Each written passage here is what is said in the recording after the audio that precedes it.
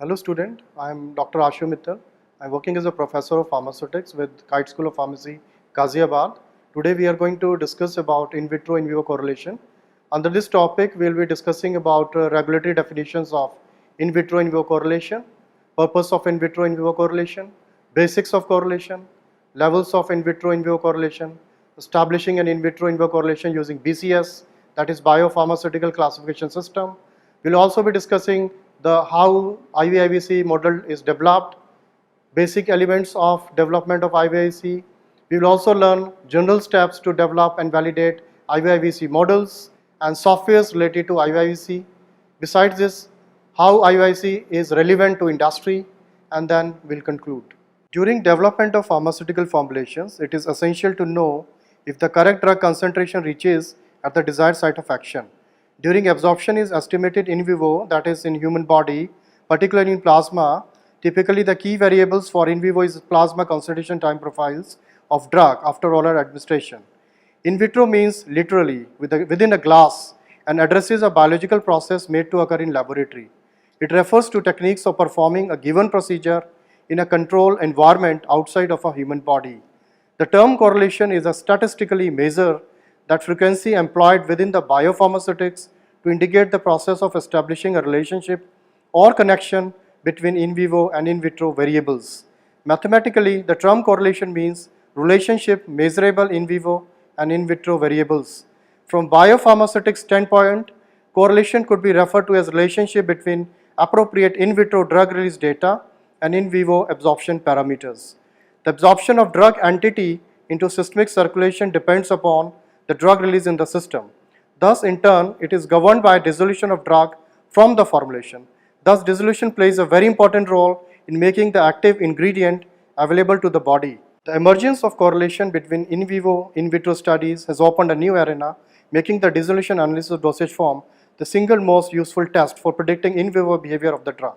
What is the need of IVIVC? IVIVC is required for growing need for a tool to reliably correlate in vivo and in vitro drug dissolution data so that new formulation, certain scale up and post approval changes can be implemented without performing in vivo studies, because tools can serve as a surrogate for in vivo clinical studies.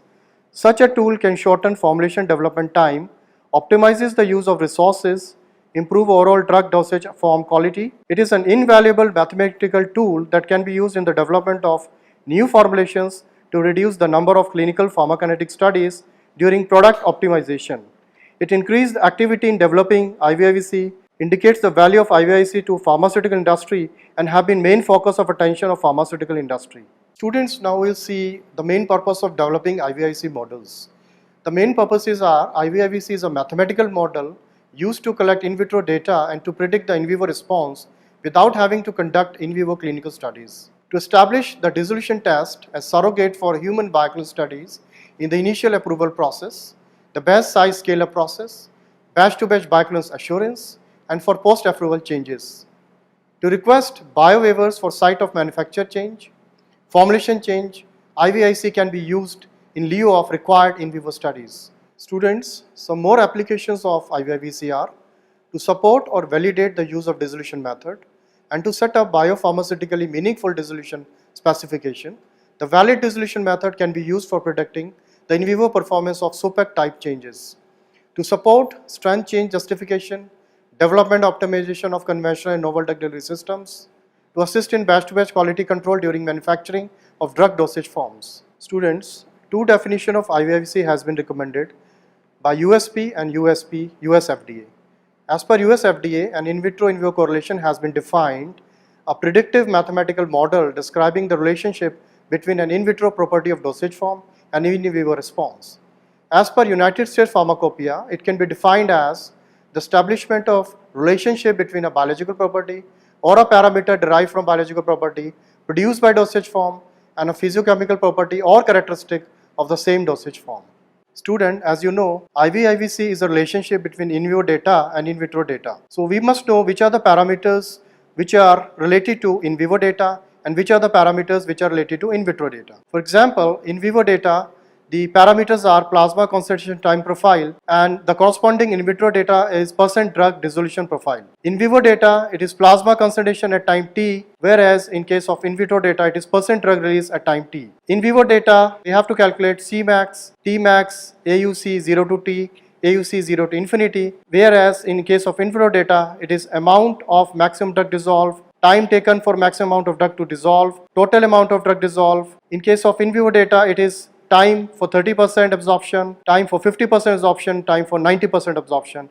In case of in vitro data, it is time for certain percentage of drug dissolved such as T30%, T50%, T90%. In case of in vivo data, the pharmacokinetic parameters which we calculate are absorption and rate constant, absorption half-life, while corresponding in vitro data kinetic parameters are dissolution data, dissolution half-life, dissolution rate constant. Besides this, we also calculate in vivo data percent drug absorbed time profile, and MAT is also calculated as an important parameter in case of in vivo data, whereas corresponding in vitro data for MAT is mean dissolution time MDT or percent drug dissolved time profile. Let us discuss what is correlation, what is IVIVC correlation, and what are the concepts behind this IVIVC, and what are the levels of IVIVC. The concept of correlation level is based upon the ability of correlation to reflect the complete plasma drug level profile, which will result from administration of given dosage form. With these correlation levels, the in vitro dissolution test can be used to predict the in vivo performance of the formulation. The IVIVC is mainly divided into 4 basic categories.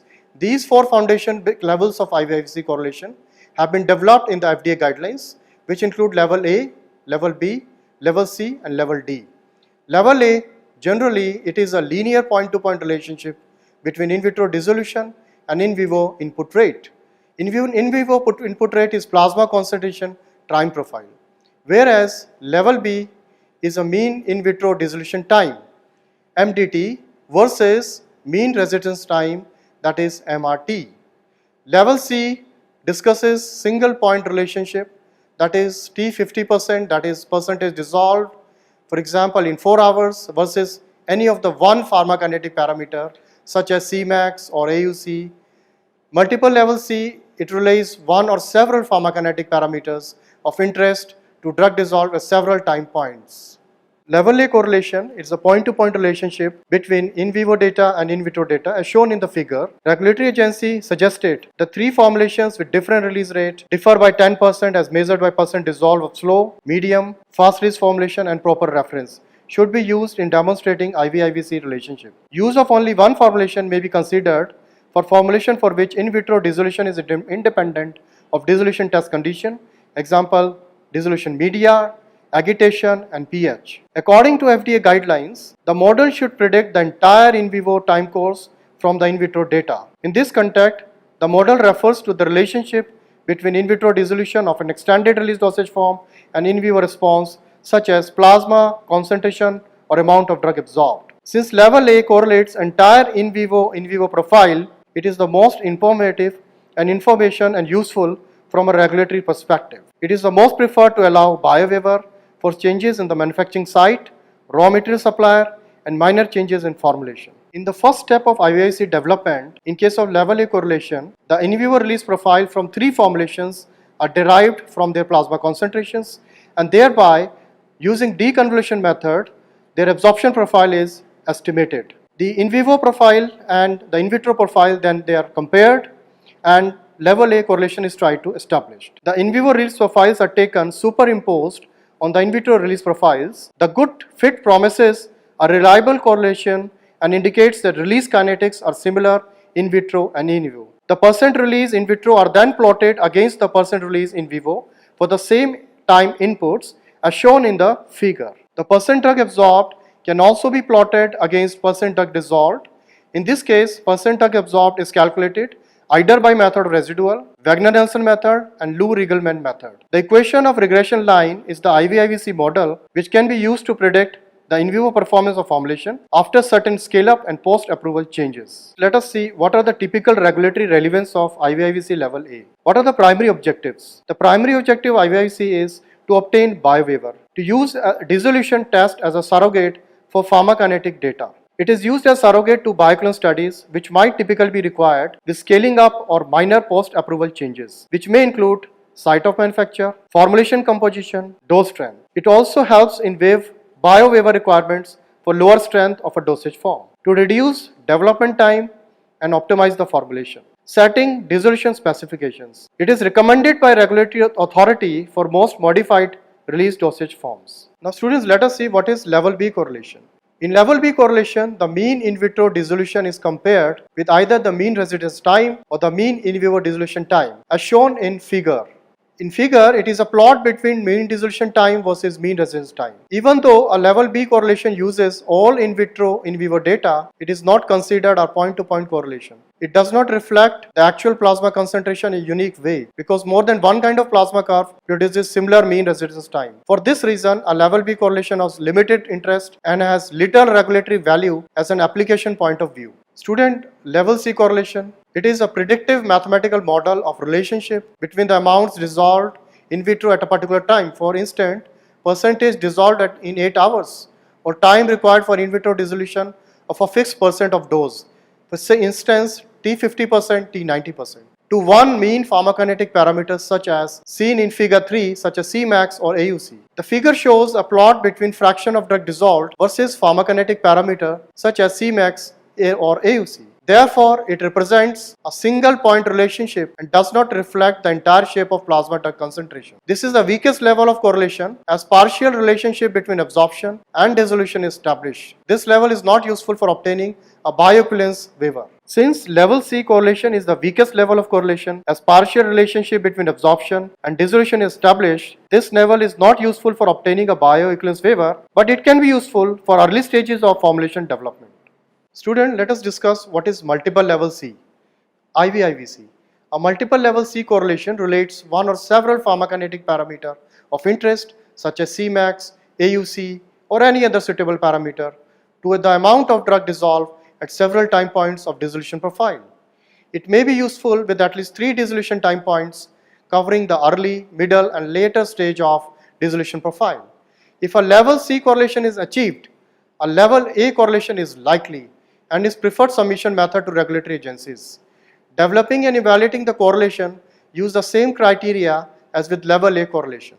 A multiple level C correlation may be used to justify bio-waiver provided that correlation has been established over the entire dissolution profile with one or more pharmacokinetic parameters of interest. Students, let us see how to establish an IVIVC using biopharmaceutical classification system, that is BCS. To establish a reliable in vitro in vivo relationship, it is important that artificial environment simulate the biological condition as closely as possible. On the basis of experimental results, can directly be connected to real outcomes in humans. During drug development and formulation exploration, in vitro solubility and dissolution should artificially mimic the in vivo drug or formulation performance in human gastrointestinal tract. The possibility of substituting dissolution test for clinical studies has been revealed by development of biopharmaceutical classification system. And dissolution test that can predict in vivo performance of drug product, usually called biorelevant dissolution test, could serve this purpose. Unlike compendial media,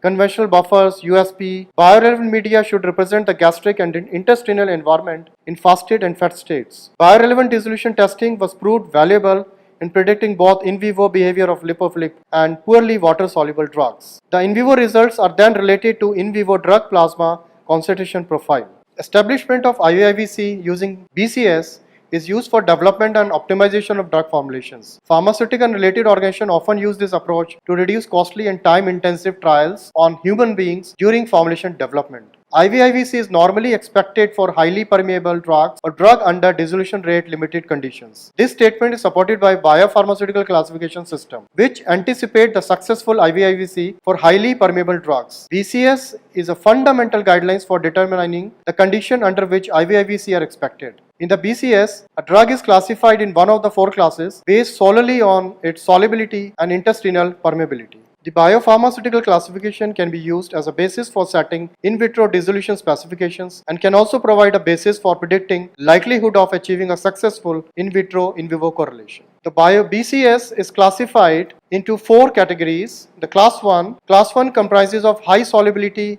and high permeability drugs. Class 2, low solubility, high permeability drugs. In category class 3, it comprises of high solubility and low permeability drugs, and class 4 comprises of low solubility and low permeability drugs. According to BCS criteria, the highly soluble drugs are those drugs whose therapeutic dose is soluble in 250 ml at a pH range 1 to 7.5. According to BCS, what are the highly permeable drugs? These are those drugs whose extent of absorption is greater than 90%. Rapidly dissolving drugs are those drugs which do not dissolve less than 85% within 30 minutes. According to BCS, in case of class 1, where high solubility and high permeability drugs are used, IV-IVC correlation can be expected if dissolution rate is lower than gastric emptying rate. Otherwise, there is very less limited possibility of achieving IV-IVC. There may be no correlation. In category 2 drugs, where low and high permeability drugs are there, IV-IVC correlation can be expected if in vitro dissolution rate is similar to in vivo dissolution rate, unless dose is very high.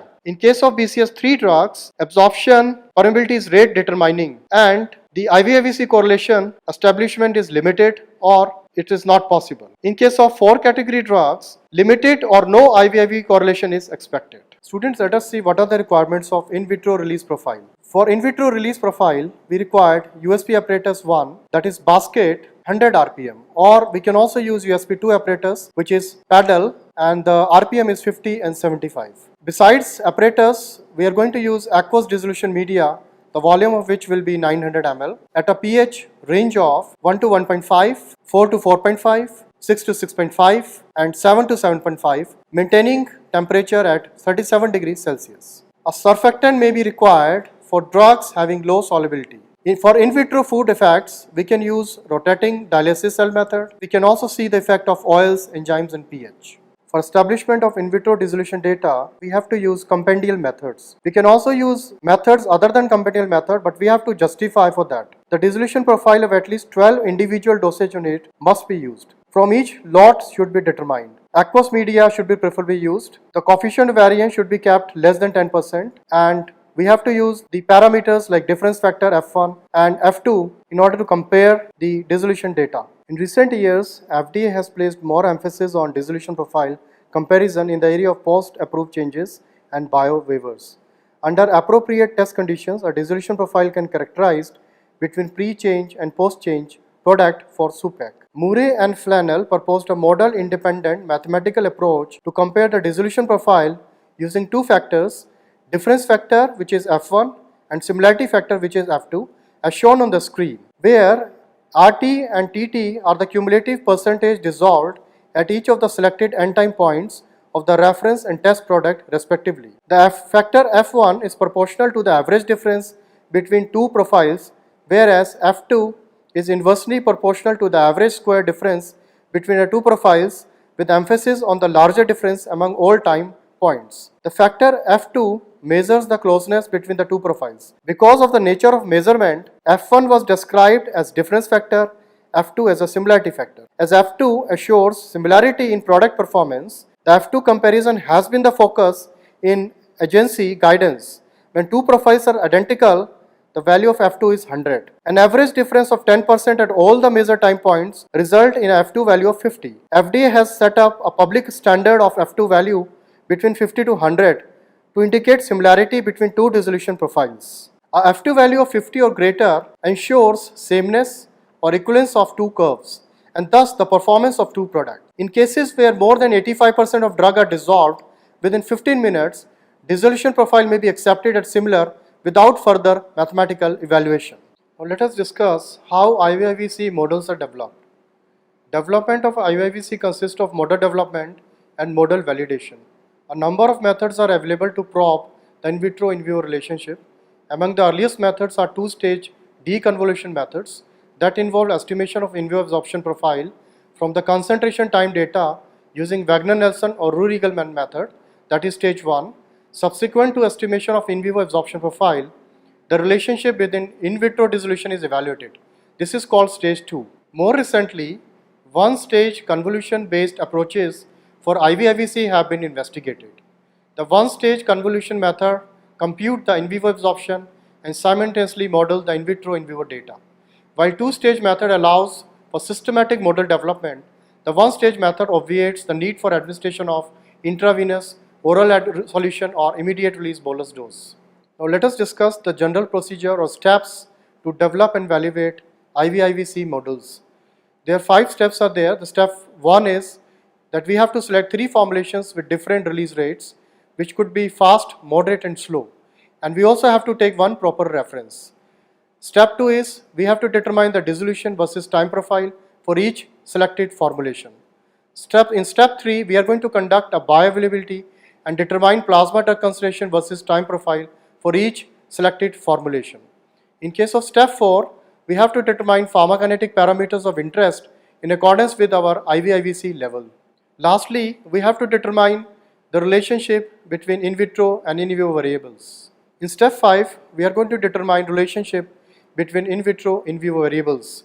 In case of category 1 level A correlation, we are going to plot fraction absorbed versus fraction dissolved for each formulation separately. Now this plot provides the basic information of relationship between 2 variables. Fraction dissolved is plotted on the x-axis while fraction absorbed is plotted on the axis in case of level A correlation. In case of category 2, which is level B correlation, we are going to plot MDT versus MRT.